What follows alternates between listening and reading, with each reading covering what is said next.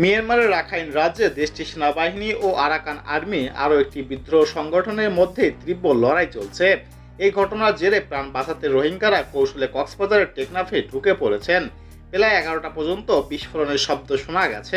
এতে টেকনাফের বাসিন্দারাও আতঙ্কে রয়েছেন।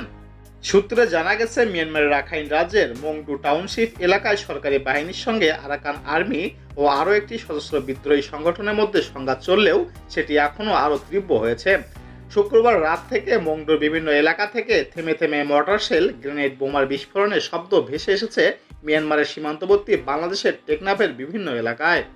রাখাইনে চলমান সংঘাতের মধ্যে সীমান্তে আইনশৃঙ্খলা রক্ষাকারী বাহিনীর তৎপরতা বাড়ালেও রোহিঙ্গাদের অনেকেই পালিয়ে বাংলাদেশে ঢুকে পড়েছেন। সীমান্তের একাধিক সূত্র জানিয়েছেন, গত 2 সপ্তাহে বাংলাদেশে ঢুকে পড়েছেন প্রায় 12,000 রোহিঙ্গা। সীমান্তের ওপারে বাংলাদেশে ঢুকে পড়ার চেষ্টায় রয়েছেন আরও 50,000 রোহিঙ্গা।